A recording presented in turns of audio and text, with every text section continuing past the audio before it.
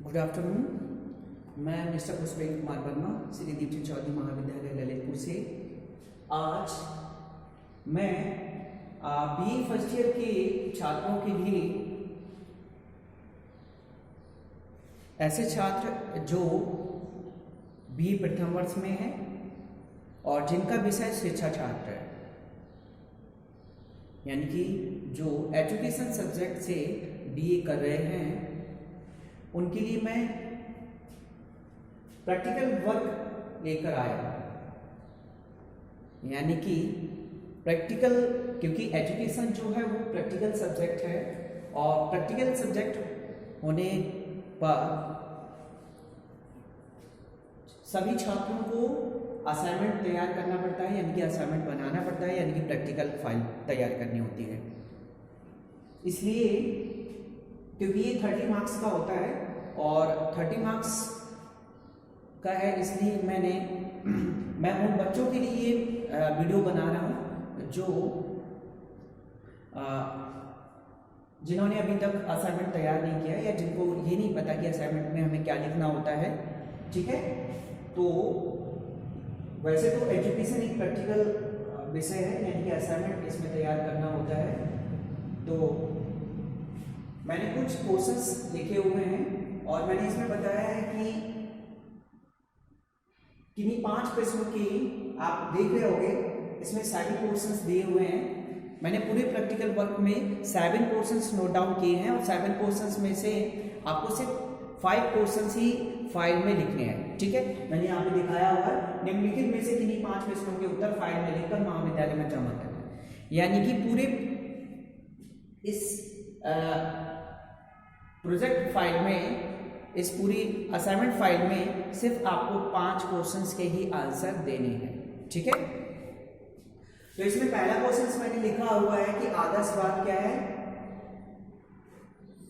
एवं आदर्शवाद में एक शिक्षक की क्या भूमिका होती है। पहला क्वेश्चन है आपका, पहला क्वेश्चन क्या है कि आदर्शवाद क्या है, आदर्शवाद क्या है एवं आदर्शवाद में एक शिक्षक की क्या भूमिका होती है। ठीक है, तो ये मैंने पढ़ाया हुआ है, आपको बताया हुआ है और इसे आप बुक से देखकर खुद से आप क्या कर सकते हो, प्रैक्टिकल फाइल में इसका आंसर लिख सकते हो। तो पहले क्वेश्चन का आपको आंसर, जिन छात्रों को पहला क्वेश्चन अगर आता है तो वो पहला क्वेश्चन का आंसर फाइल में लिख लेंगे। ठीक है, तो पहला क्वेश्चन हमारा क्या था, आदर्शवाद क्या है, आदर्शवाद में एक शिक्षक की क्या भूमिका होती है या एक शिक्षक का क्या महत्व होता है। ठीक है, दूसरा क्वेश्चन है शिक्षा क्या है, दूसरा क्वेश्चन है हमारा शिक्षा क्या है, शिक्षा के उद्देश्य एवं शिक्षा से समाज में पड़ने वाले प्रभावों का वर्णन कीजिए। बहुत इंपॉर्टेंट क्वेश्चन है और इसे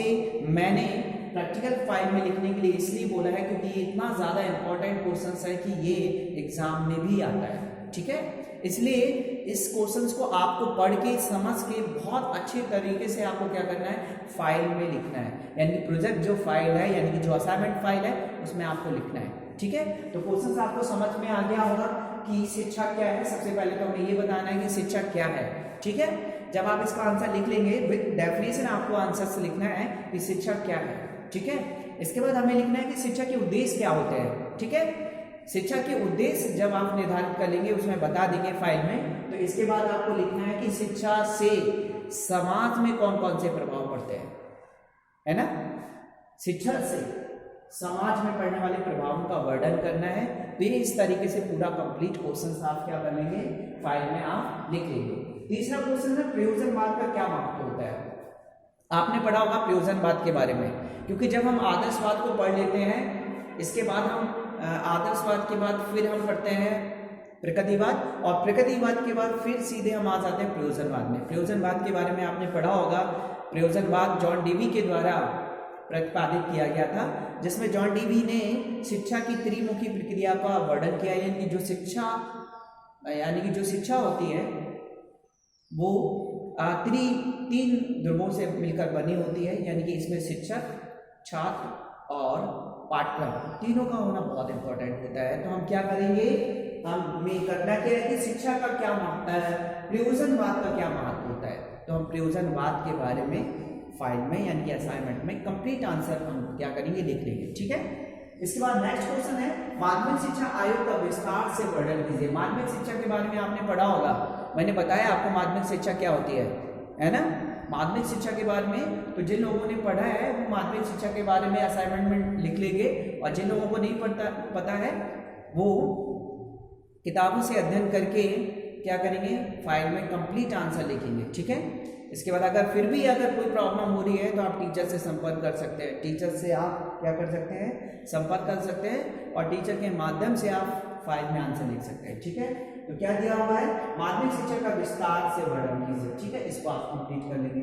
ठीक है, नेक्स्ट क्वेश्चन है हमारा कोठारी कमीशन, यानी कि जो हमारा कोठारी कमीशन है वो 1964 से 1966 के बीच में इसे क्या किया गया था, लागू किया गया था। ठीक है, तो कोठारी कमीशन के बारे में भी हम लिख लेंगे, जिसके अध्यक्ष थे दौलत सिंह कोठारी। ठीक है, पूरा नाम था इनको दौलत सिंह कोठारी। ठीक है, आगे नेक्स्ट हमारा क्वेश्चन है, इसे अगर आपको लिखना है तो इसे भी लिख सकते हैं। और नेक्स्ट हमारा जो क्वेश्चन है मैकाले की शिक्षा नीति। आपने मैकाले के बारे में पढ़ा होगा, मैकाले है ना, अंग्रेजी शिक्षा का प्रचंड विद्वान था मैकाले। ठीक है, मैकाले कौन था, अंग्रेजी शिक्षा का प्रचंड विद्वान था, जिसे भारत में प्राच्य एवं पाश्चात्य शिक्षा को, किसको, प्राच्य एवं पाश्चात्य शिक्षा के विवाद को सुलझाने के लिए भारत में भेजा गया था।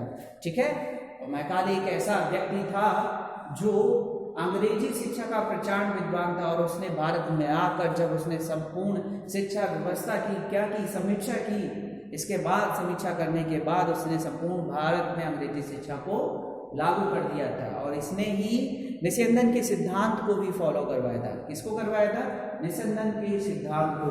ठीक है, तो मैकाले की शिक्षा नीति जो 1835 में आई थी, उसके बारे में भी हम क्या कर सकते हैं, असाइनमेंट में लिख सकते हैं, जिसे आता है तो। ठीक है, आगे नेक्स्ट हमारा जो क्वेश्चन है वो है बौद्ध शिक्षा क्या है, बौद्ध शिक्षा। ठीक है, तो बौद्ध शिक्षा बहुत सिंपल तरीके से मैंने पढ़ाया है बौद्ध शिक्षा के बारे में। ठीक है, तो जिसे भी बौद्ध शिक्षा के बारे में लिखना है तो वो बौद्ध शिक्षा के बारे में भी लिख सकता है कि बौद्ध शिक्षा क्या है। ठीक है, और इस तरीके से 7 क्वेश्चंस मैंने असाइनमेंट में आपको दिए हुए हैं। 7 क्वेश्चंस में किन्हीं 5 क्वेश्चंस के आंसर आपको फाइल में लिखना है। ठीक है, और फाइल में बढ़िया आपको सजा के बढ़िया आपको क्या करना है, हेडिंग्स का यूज करके आपको फाइल तैयार करनी है। और फाइल तैयार करने के बाद जैसे ही आपकी फाइल तैयार हो जाती है तो आप टीचर से संपर्क करके क्या कर सकते हैं, फाइल को सबमिट कर सकते हैं, फाइल को चेक करवा सकते हैं। ठीक है, और किसी भी प्रकार की समस्या के लिए आप क्लास टीचर से यानी कि एजुकेशन सब्जेक्ट के जो टीचर हैं उनसे आप संपर्क कर सकते हैं। ठीक है, और इसके बाद आप महाविद्यालय में आइए और पढ़िए। ठीक है, धन्यवाद।